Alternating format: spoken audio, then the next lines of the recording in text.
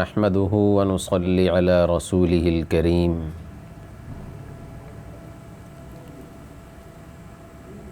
افضل الذکر لا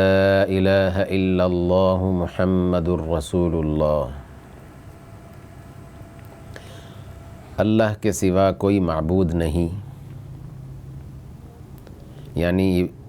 عبادت اور بندگی کے لائق کوئی اور نہیں،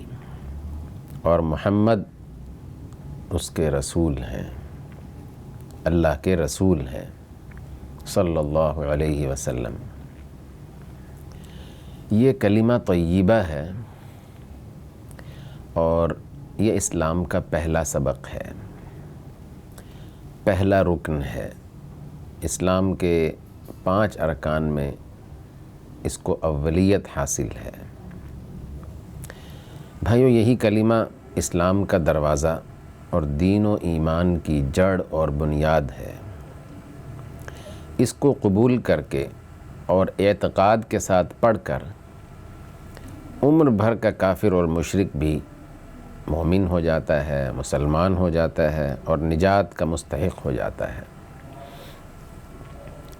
بشرطے کہ اس کلمہ میں اللہ تعالیٰ کی توحید اور حضرت محمد مصطفیٰ صلی اللہ علیہ وسلم کی رسالت کا جو اقرار ہے اس کو اس نے سمجھ کر مانا ہو اور قبول کیا ہو۔ یہ 2 چیزیں ضروری ہیں۔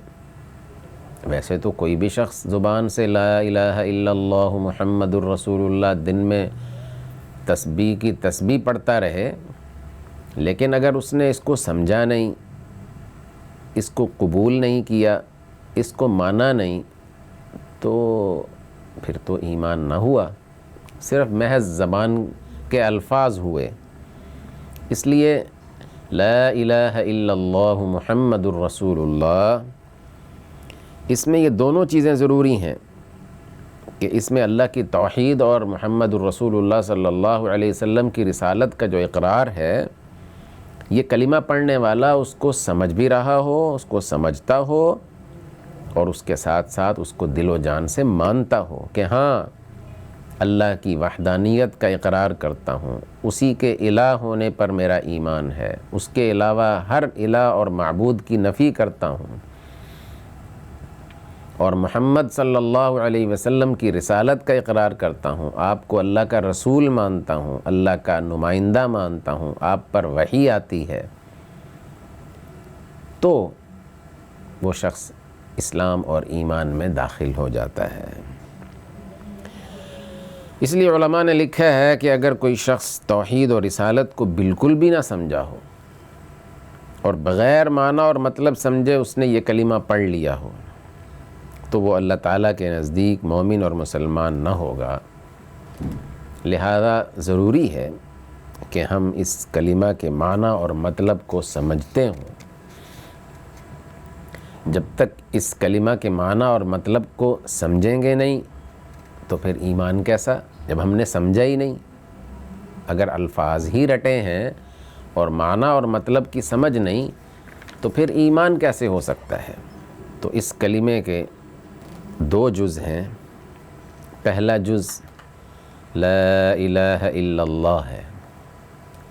دوسرا جز محمد الرسول اللہ ہے۔ ہم نے دونوں اجزاء کو پوری توجہ کے ساتھ الگ الگ سمجھنا ہے۔ لا الہ الا اللہ، نہیں ہے کوئی الہ اللہ کے سوا، اس میں اللہ تعالیٰ کی توحید کا اقرار ہے۔ کیا مطلب اس کا؟ کہ اللہ تعالیٰ کے سوا کوئی ایسی ہستی نہیں جو عبادت اور بندگی کے لائق ہو۔ عبادت یعنی اللہ ہی اس لائق ہے کہ انسان اس کے سامنے انتہائی عاجزی اور تذلل اختیار کرے۔ اللہ کے علاوہ اور کوئی ایسی ذات نہیں ہے کہ انسان کے لیے روا ہو کہ اللہ کے علاوہ کسی اور کے لیے اس درجے کی عاجزی، جس درجے کی اللہ کے لیے عاجزی ہوتی ہے، مثال کے طور پر نماز ہماری عبادات میں سب سے افضل عبادت ہے، تو وہ محض اللہ کے لیے ہوگی، جس طرح انسان اس کے آداب بجا لاتا ہے اور جس طرح ادب کے ساتھ ہاتھ باندھ کے کھڑا ہوتا ہے اور جھک جاتا ہے اللہ کے سامنے، رکوع کرتا ہے، سجدے میں گر پڑتا ہے، اپنی پیشانی زمین پہ رکھ دیتا ہے، اپنی ناک زمین پہ رگڑ رہا ہوتا ہے، اپنے ہاتھ زمین پہ ٹیک دیتا ہے، گھٹنے تک زمین پہ ٹیک کر، تو یہ عاجزی کسی اور کے لیے روا نہیں، صرف اللہ کے لیے ہے۔ تو عبادت اور بندگی بس اللہ کی، اللہ ہی ایک اکیلی ایسی ہستی ہے جو عبادت اور بندگی کے قابل ہے اور لائق ہے۔ کیوں؟ کیونکہ وہی ہمارا اور پوری کائنات کا رب ہے، خالق ہے،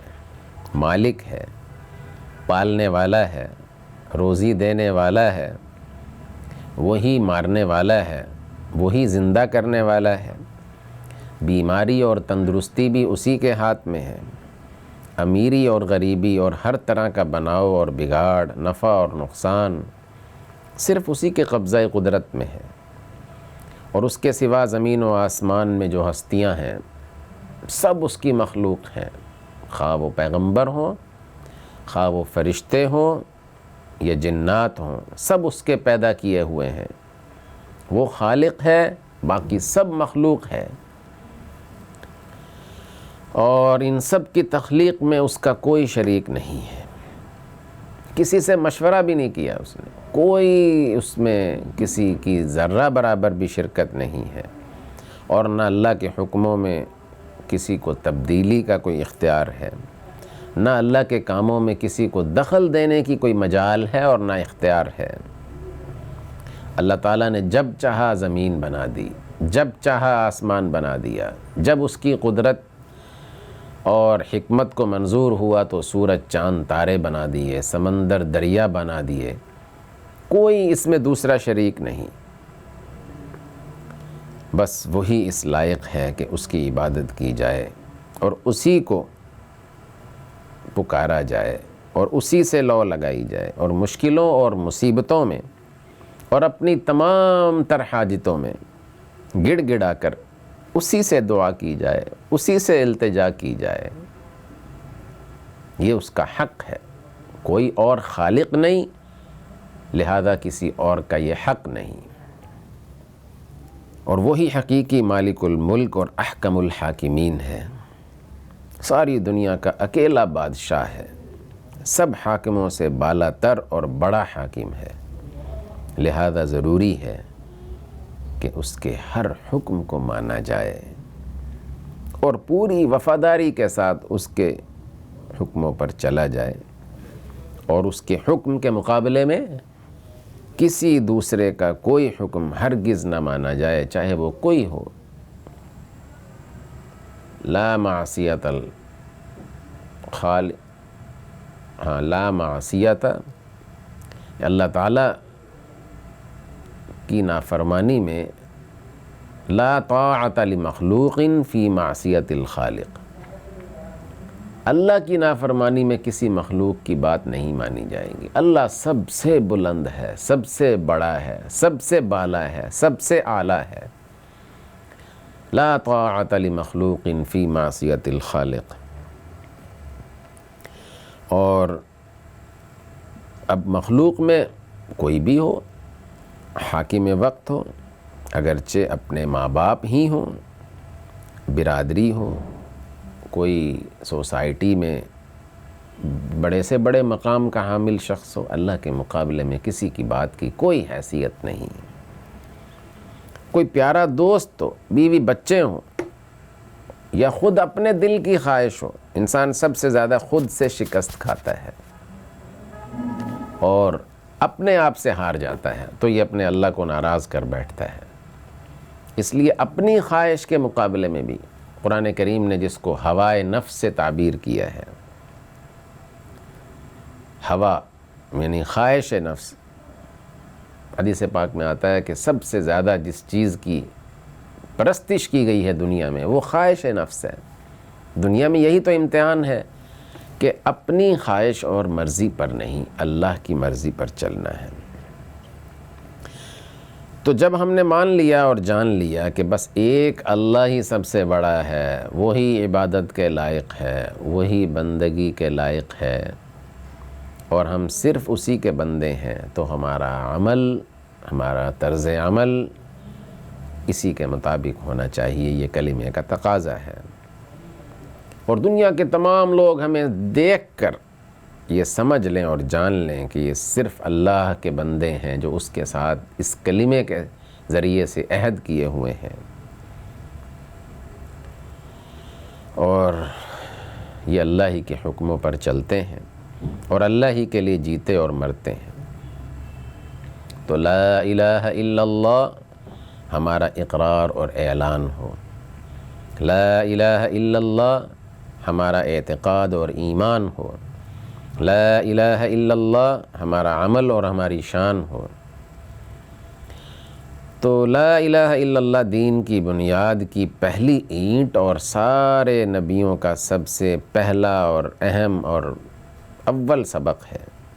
اور دین کی تمام باتوں میں اس کا درجہ سب سے اونچا ہے۔ لا الہ الا اللہ محمد الرسول اللہ۔ نبی کریم صلی اللہ علیہ وسلم کا ارشاد گرامی ہے، مشہور حدیث ہے آپ کی، آپ نے فرمایا ایمان کے 70 سے بھی زیادہ شعبے ہیں، اور ان میں سب سے افضل اور اعلیٰ وہ لا الہ الا اللہ ہے۔ لا الہ الا اللہ کا قائل ہونا ہے، اللہ کی وحدانیت، اللہ کی بڑائی، اس کا اقرار، عہد اور پیمان کرے آدمی سب سے پہلے۔ اس لیے اللہ تعالیٰ کو یاد کرنے کے لیے بھی اس کا ذکر جو ہمیں کہا گیا ہے کہ اس کو یاد کرتے رہو، اسی میں تمہاری فلاح ہے۔ تو یاد کرنے کے جو کلمات ہیں جن کو ذکر کے کلمات کہا جاتا ہے، تو ان میں بھی افضل الذکر اسی کلمے کو کہا گیا ہے۔ ایک دوسری حدیث میں ہے کہ افضل الذکر لا الہ الا اللہ، تمام اذکار سے افضل اور اعلیٰ ہے۔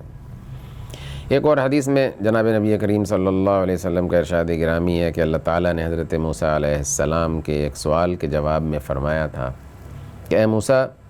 اگر 7 آسمان اور 7 زمینیں اور جو کچھ ان میں ہے ایک ترازو کے ایک پلڑے میں رکھ دیے جائیں، اور لا الہ الا اللہ دوسرے پلڑے میں رکھ دیا جائے، تو یہ ساری کائنات سے یہ کلمہ بھاری ہے۔ اور کیوں نہ بھاری ہو، یہ ساری مخلوق ہے، اور ادھر خالق کی بڑائی ہے جو ان سب کا خالق ہے۔ ذرہ برابر بھی خالق کے سامنے اس مخلوق کا کوئی تناسب نہیں ہے، بڑے سے بڑا ہے، وہ سب سے بڑا ہے۔ تو اس کلمے میں اس خالق کی بڑائی، کبریائی، اس کی وحدانیت کا اعلان و اقرار ہے۔ تو اسی لیے اس کلمے کی فضیلت سب سے زیادہ ہے، یعنی صرف اسی کی عبادت اور بندگی کرنے اور اسی اللہ کے حکموں پر چلنے کا یہ عہد و اقرار ہے، اور اسی کو اپنا مقصود و مطلوب بنانے اور اسی سے لو لگانے کا فیصلہ اور معاہدہ ہے۔ یہ کلمہ الفاظ نہیں ہے محض یہ، اور یہی ایمان و اسلام کی روح ہے۔ اسی واسطے رسول اللہ صلی اللہ علیہ وسلم کا مسلمانوں کو یہ حکم ہے کہ وہ اس کلمہ کو بار بار پڑھ کے اپنا ایمان تازہ کرتے رہا کریں، اور اس کے معنی اور مفہوم پہ غور کیا کریں کہ کیا عہد و پیمان ہے اس میں، کیا اقرار و اعلان ہے اس میں۔ آپ کی ایک مشہور حدیث ہے، آپ نے فرمایا لوگوں اپنے ایمان کو تازہ کرتے رہا کرو۔ بعض صحابہ نے عرض کیا یا رسول اللہ ہم کس طرح اپنے ایمان کو تازہ کیا کریں؟ آپ نے فرمایا لا الہ الا اللہ زیادہ سے زیادہ پڑھا کرو۔ تو میرے بھائی، ہم بہت زیادہ اگر نہ پڑھ سکیں تو کم از کم ایک تسبیح یعنی 100 مرتبہ تو ایک دن میں ہمیں پڑھنا چاہیے، تاکہ ہم اس کی برکات اور فضیلت کو حاصل کر سکیں اور اپنے اللہ کا تقرب حاصل کر سکیں۔ لا الہ الا اللہ کے پڑھنے سے ایمان کے تازہ ہونے کی یہی وجہ ہے کہ جو شخص اس کو سمجھ کر پڑھے گا اس میں اللہ تعالیٰ کی توحید یعنی صرف اسی کی عبادت اور بندگی، اور سب سے زیادہ اسی کی فدائیت اور محبت، اور اسی کی اطاعت کرنے کا جو عہد ہے وہ تازہ ہوگا، اور ہر لمحہ جیسے جیسے یہ اس اقرار اور عہد کا بار بار تکرار کرے گا تو اس کے ایمان کا لیول اوپر چلا جائے گا، اور یہی ایمان کی روح ہے، اللہ کی توحید کا اقرار۔ بس ہم جتنا بھی زیادہ سمجھ کر اور دھیان کے ساتھ اس کلمہ کو پڑھیں گے اتنا ہی ہمارا ایمان تازہ اور ہمارا عہد پختہ ہوگا، اور پھر یہ لا الہ الا اللہ ہمارا عمل بن جائے گا۔ یہ دل جو بادشاہ ہے، جب اس میں یہ رچ بس جائے گا تو پھر پورے جسم کی کمان اس کے ہاتھ میں ہوتی ہے، تو انشاءاللہ ہمارا ظاہر بھی اس کلمے کے مطابق ہو جائے گا، ہمارا باطن بھی کلمے کے مطابق ہو، ہمارا ظاہر بھی اس کلمے کے مطابق ہو۔ تو آج ہم یہ طے کر لیں کہ نبی کریم صلی اللہ علیہ وسلم کے حکم اور ارشاد کے مطابق ہم اس کلمے کو دھیان کے ساتھ اور سچے دل کے ساتھ کثرت سے پڑھا کریں گے، تاکہ ہمارا ایمان تر و تازہ رہے، سرسبز و شاداب رہے۔ یہی ایمان تو ہے جس پر آخرت میں نجات ہوگی۔ عبادات اسی ایمان کی حفاظت کے لیے ہیں،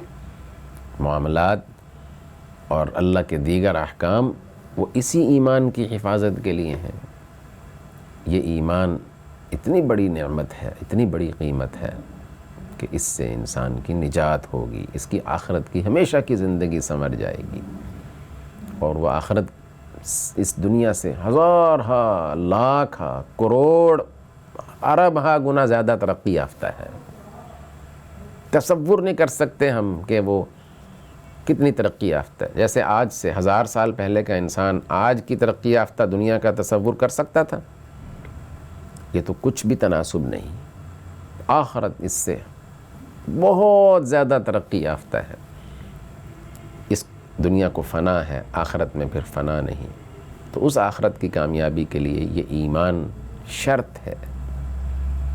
اللہ کا شکر ہے، اللہ نے ہمیں ایمان کی دولت سے نوازا ہے، تو آئیے ہم اس نعمت کی قدر بھی کریں اور اس میں اضافہ بھی کریں، اور زیادہ سے زیادہ اپنے اللہ کا قرب حاصل کریں، اور اس کلمے کا دھیان کے ساتھ، کثرت کے ساتھ زیادہ سے زیادہ ورد کریں، تاکہ ہماری پوری زندگی لا الہ الا اللہ کے سانچے میں ڈھل جائے۔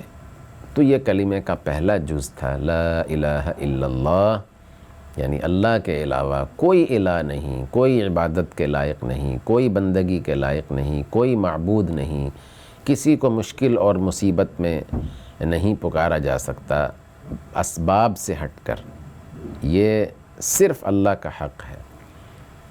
اور بطور ظاہری سبب کے اگر ہم کسی کا تعاون حاصل کرتے ہیں یا کسی کی مدد لیتے ہیں تو یہ تو انسان کی ضروریات میں شامل ہے۔ سارے اسباب سے ہٹ کر براہ راست کسی کو پکارنا ہے تو وہ محض اللہ کی ذات ہے اور اسی کا حق ہے۔ یہی اس کلمے میں سمجھایا گیا ہے۔ کلمے کا دوسرا جز محمد الرسول اللہ، یہ ہے تو ایک کلمہ اور چند الفاظ، لیکن ایمان کی بنیاد ہے۔ یہ اللہ تعالیٰ نے انسانوں کے ذمے یہ ایک بات لگا دی کہ وہ دنیا میں اس طرح کے خیالات، افکار اور نظریات اپنائیں، رکھیں کہ وہ میری وحدانیت کا اقرار کریں اور میرے چند مخصوص منتخب بندے جو ہر زمانے میں آتے رہے اور اس آخری زمانے کے نبی حضرت محمد صلی اللہ علیہ وسلم ہیں، تو ان کو میرا نمائندہ تسلیم کریں کہ اللہ کے نمائندے مانیں۔ رسول پیغام لانے والا، پیغمبر، نمائندہ۔ اللہ نے انہی انسانوں میں سے چند منتخب برگزیدہ بندوں کو غیر معمولی اوصاف دے کر اپنا نبی بنایا، اور آخری نبی حضرت محمد صلی اللہ علیہ وسلم ہے، تو ہر امتی وہ اپنے نبی کی رسالت کا اقرار کرے، یعنی یہ مانے دل و جان سے کہ یہ اللہ کے نمائندے ہیں، رسول مانے ان کو۔ رسول ماننے کا کیا مطلب ہے؟ کسی کو رسول کہنا اور ماننا، اس سے کیا ذمہ داریاں لازم ہو جاتی ہیں؟ یہ محض ایسا تو نہیں ہے کہ کسی کو رسول بس کہہ دیا اور بات ختم، نہیں، یہ پورا ایک چیپٹر ہے کہ کسی کو رسول ماننے کا اور رسول کہنے کا کیا مطلب ہے۔ جب ہم اقرار کر لیں اس بات کا کہ محمد اللہ کے رسول ہیں، تو کیا لازم آ گیا ہمارے اوپر؟ یہ بات سوچنے کی ہے، سمجھنے کی ہے، اور یہ ہمارے ایمان کی بنیاد ہے، اور آج کی نئی نسل کو یہ بتانے اور سمجھانے کی ضرورت ہے کہ لا الہ الا اللہ محمد الرسول اللہ، کیا مطلب ہے اس کا، محمد الرسول اللہ کا؟ آج گھروں میں تو وہ ماحول نہیں رہا کہ بڑے بیٹھیں اور چھوٹوں کو سمجھائیں، ٹائم ہی نہیں ہے ماں باپ کے پاس، تو بس والدین بھی اپنے کاموں میں مشغول، اور جو وقت بچے وہ دوستوں کے ساتھ واٹس ایپ میں، سوشل میڈیا پر، کوئی بتانے والا نہیں ہے ایمان کی بنیادیں، اور سمجھانے والا نہیں ہے۔ تو اسی فکر کے ساتھ آپ کے سامنے یہ خیالات اور یہ درد اور فکر اور یہ سوچ آپ تک پہنچائی جا رہی ہے کہ چلیں، اگر آج آپ سکرین پر ہیں تو ہم سکرین پر اللہ کا پیغام آپ تک پہنچاتے ہیں، اگر آپ کی مصروفیت یہیں ہے زیادہ تو ہم یہیں آپ کی روحانی غذا بھی آپ تک پہنچائیں گے۔ اگرچہ شیطانی قوتیں وہ اپنا تمام تر سرمایہ اس پر صرف کیے ہوئے ہیں اور اپنی تمام قوتیں اس پر لگائے ہوئے ہیں، تو اللہ والے بھی اپنی کوشش اور بساط کے مطابق روحانی غذا اس کے ذریعے سے مہیا کریں۔ ظاہر ہے کہ آپ آج اس معاشرے میں انٹرنیٹ، موبائل، سیل فون اور یہ رابطے کے ذرائع یہ ایک زندگی کا حصہ بن چکے ہیں، تو کیا وہ میدان شیطانی قوتوں کے لیے خالی چھوڑ دیا جائے؟ نہیں، آج کے اہل علم نے، آج کے اہل فقہ اور اہل فتویٰ نے، آج کے اہل تقویٰ نے اب یہ طے کر لیا ہے کہ جس راستے سے شیطان حملہ آور ہوگا انشاءاللہ اسی راستے سے اس کا مقابلہ کیا جائے گا، جن وسائل کے ساتھ وہ میدان میں اترے گا اپنی پوری کوشش کے مطابق انہی وسائل کے ساتھ اس کا مقابلہ ہوگا، اپنی بساط کے مطابق، پھر اللہ کی مدد ہے۔ تو محمد الرسول اللہ میں محمد صلی اللہ علیہ وسلم کے رسول خدا ہونے کا اقرار اور اعلان ہے، اور آپ کے رسول ہونے کا مطلب یہ ہے کہ آپ کے بارے میں یہ عقیدہ رکھا جائے کہ اللہ تعالیٰ نے آپ کو دنیا کی ہدایت کے لیے بھیجا تھا، اپنا نمائندہ بنا کر بھیجا تھا، اور آپ نے جو کچھ بتلایا، جو پیغام دیا، جو خبریں دیں، جو کچھ آپ سے ملا، وہ سب صحیح اور بالکل حق ہے، سچ ہے۔ مثال کے طور پر قرآن مجید کا اللہ کی کتاب ہونا اور اللہ کی طرف سے اس کا نازل ہونا، جبرائیل امین کا لے کر اس کو آنا اور آپ کا پڑھ کر سنانا، اب ہم پر لازم ہے کہ ہم اس کتاب کو اللہ کی کتاب مانیں۔ اسی طرح فرشتوں پر ایمان ہونا، قیامت پر ایمان رکھنا، قیامت کے بعد پھر مردوں کا دوبارہ زندہ ہونا، اور اپنے اپنے اعمال کے مطابق جنت اور دوزخ کے انجام، اس پر ایمان رکھنا، یہ ساری باتیں کیوں ضروری ہیں کہ محمد الرسول اللہ صلی اللہ علیہ وسلم نے بتلائی ہیں۔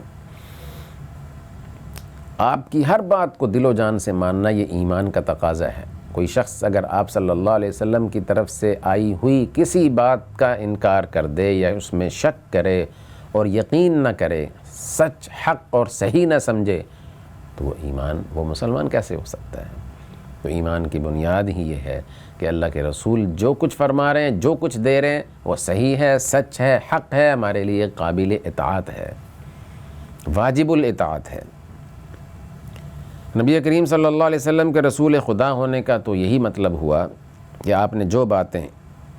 دنیا کو بتلائیں، جو غیب کی حقیقتیں اور جو غیبی حقائق آپ نے بیان فرمائے، وہ سب اللہ تعالیٰ کی طرف سے اور یقینی علم حاصل کر کے بیان فرمائے۔ وہ بالکل سچ ہیں، صحیح ہیں، اس میں کسی قسم کے شک و شبہ کی گنجائش نہیں۔ اسی طرح جو لوگوں کو آپ نے ہدایات دیں، احکام دیے، وہ سب اللہ تعالیٰ کے ہدایات ہیں، اللہ تعالیٰ کے احکام ہیں۔ اپنی طرف سے آپ نے کوئی بات نہیں کی۔ نبی نمائندہ ہوتا ہے اور اللہ کا پیغام پہنچانے والا ہوتا ہے، تو وہ سارے احکام اور ساری ہدایات آپ پر اللہ کی طرف سے وحی کیے گئے ہیں۔ تو کسی کو رسول ماننے سے خود بخود پھر یہ لازم آ جاتا ہے کہ اس کی ہر ہدایت اور ہر حکم کو مانا جائے۔ ہم نے اللہ کے رسول محمد صلی اللہ علیہ وسلم کو اللہ کا رسول مانا، تو اس سے یہ لازم آ گیا کہ آپ کی ہر ہدایت اور آپ کا ہر حکم مانا جائے گا، کیونکہ اللہ تعالیٰ کسی کو اپنا رسول اسی واسطے ہی بناتا ہے کہ اس کے ذریعے سے اپنے احکام بندوں تک بھیجے۔ اب اللہ ہر بندے سے ڈائریکٹ نہیں بات کرتے، رسول کے ذریعے سے کرتے ہیں بات۔ تو ہمارے نبی کے ذریعے سے ہم تک جو احکام آئے وہ اللہ کے احکام ہیں، اور 1500 سال سے یہ محفوظ احکام ہم تک پہنچے ہیں۔ قرآن کریم میں رسالت اور اس منصب کو یوں بیان کیا گیا، وَمَا أَرْسَلْنَا مِن رَّسُولٍ إِلَّا لِيُطَاعَ بِإِذْنِ اللَّهِ، اور ہم نے ہر رسول کو اسی لیے بھیجا کہ ہمارے فرمان سے اس کی اطاعت کی جائے، یعنی اس کے حکموں کو مانا جائے۔ رسول صلی اللہ علیہ وسلم پر ایمان لانے اور ان کو رسول ماننے کا مقصد و مطلب ہی یہ ہوتا ہے کہ آپ کی ہر بات کو بالکل حق مانا جائے اور ان کی تعلیم اور ہدایت کو اللہ کی تعلیم اور ہدایت سمجھا جائے، اور ان کے حکموں پر چلنے کا فیصلہ کر لیا جائے۔ اگر کوئی شخص کلمہ تو پڑھتا ہے لیکن اس نے اپنے متعلق یہ طے نہ کیا کہ میں حضور صلی اللہ علیہ وسلم کی بتلائی ہوئی ہر بات کو بالکل حق مانوں گا، سچ مانوں گا، اور اس کے خلاف تمام باتوں کو زندگی کا کوئی بھی پہلو ہو اس میں آپ ہی کی بات کو سچ اور حق مانوں گا اور کسی اور کی بات کو اتنا درجہ نہیں دوں گا، اور آپ ہی کی شریعت اور آپ ہی کے حکم پر چلوں گا، تو وہ آدمی دراصل مومن اور مسلمان ہے۔ اور جو یہ نہیں طے کرتا وہ مومن کیسے ہو سکتا ہے؟ تو کلمہ تو پڑھے لیکن دل و جان سے آپ کی اطاعت اور آپ کی ہر بات کو تسلیم کرنے کا عہد نہ کرے، ایمان نہ رکھے، تو وہ کیسے مومن ہو سکتا ہے؟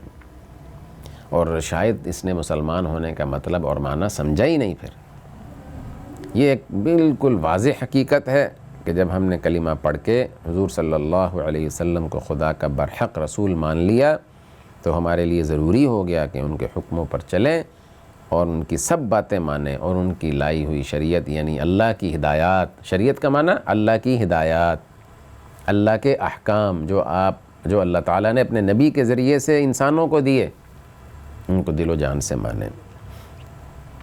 تو کلمہ شریف یعنی کلمہ طیبہ لا الہ الا اللہ محمد الرسول اللہ، اس سے آپ نے یہ سمجھ لیا کہ یہ کلمہ دراصل ایک اقرار نامہ ہے اور عہد نامہ ہے،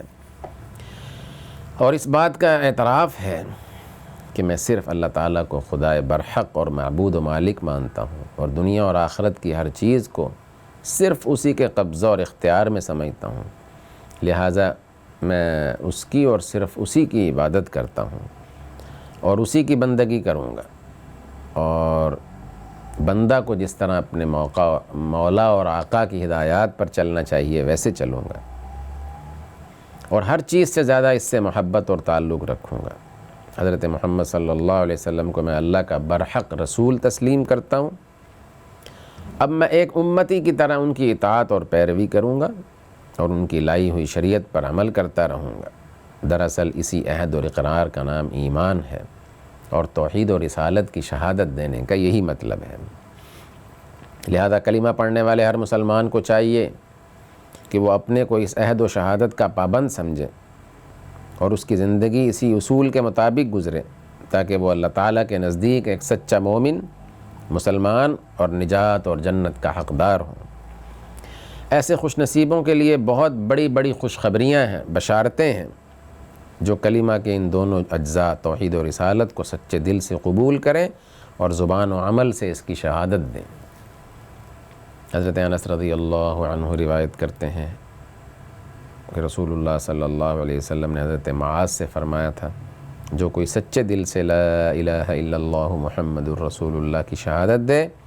تو اللہ تعالیٰ نے دوزخ کی آگ ایسے شخص پر حرام کر دی ہے۔ تو لا الہ الا اللہ محمد الرسول اللہ یہ ایمان کی بنیاد ہے۔ تو لا الہ الا اللہ محمد الرسول اللہ کی حقیقت اور اس کی اہمیت ہم اپنے دل و دماغ میں بٹھائیں اور زبان سے بار بار اس کو پڑھیں اور یہ فیصلہ کر لیں کہ اپنی زندگی اس شہادت کے مطابق گزاریں گے۔ جب ہم نے یہ شہادت حق دے دی تو اب اسی شہادت حق کے مطابق ہماری پوری زندگی ہو۔ عام آوارہ زندگی اب ہماری نہیں ہوگی، اپنی مرضی کی نہیں، اللہ کی مرضی پر زندگی ہوگی، تاکہ ہماری یہ شہادت جھوٹی نہ ٹھہرے، کیونکہ اسی شہادت پر ہمارا ایمان، ہمارے ایمان اور ہمارے اسلام